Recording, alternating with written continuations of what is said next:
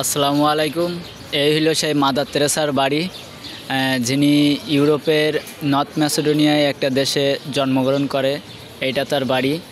আর এইখানে অনেকেই আসে, অনেক দেশ থেকে আসে ঘুরতে দেখতে।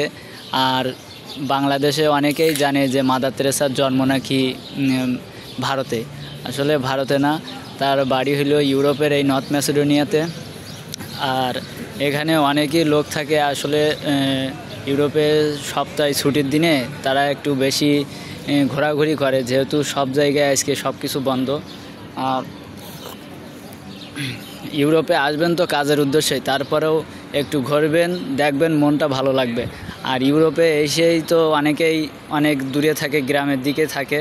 এই হলো মেন গেট, এই গেট দিয়ে ভিতরে আসে। আমি এই পাশটিয়ে আইছি, যার কারণে মেন গেট দিয়ে আসতে পারিনি। আর মাদার তেরেসার বাড়ি হলো এই বাড়িটা নাকি আগে অন্যরকম ছিল, পরে এটা অনেক সংস্কার, অনেক কাজকাম করে এটা নতুন করেছে। আর এই বাড়িটায় তিনি জন্মগ্রহণ করতো, যেহেতু সিঁড়ি দিয়ে ওই আজকে সপ্তাহে ছুটির দিন বন্ধ, যার কারণে ওপরে ওঠার কোনো নাই। ছুটির দিন বাদেই সবসময় ওপরে ওঠা যায়, ওটা কোনো সমস্যা না। আর ইউরোপে যারা নর্থ ম্যাসেডোনিয়ায় কাজে আসবেন তারা সবসময় এই দিকে আসবেন ঘুরতে, তাহলে মনটা ভালো লাগবে দেখলে।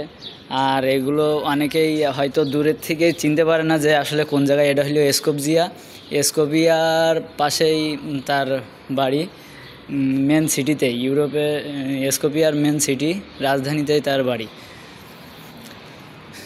যেহেতু ওপরে ওঠার আজকে কোনো নাই, নাহলে ওপরে উঠে আপনাদের দেখাতাম। ওখানে মাদার তেরেসারও একটা মূর্তি আছে, সেটা হলো মোমের না ফোমের, এটা আমি আসলে সঠিক বুঝতে পারতেছি না, দেখলেই বুঝতে পারবেন।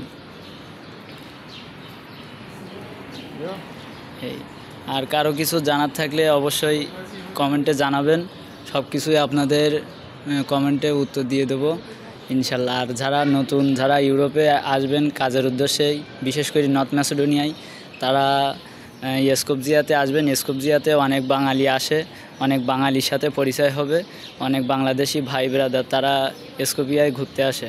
যেহেতু গ্রামে যাদের কাজকাম পড়ে তারা তো ওই স্কোপিয়া ছাড়া তো দেখার কিছুই নেই, অনেকেই জানে না, নতুন যারা আসে।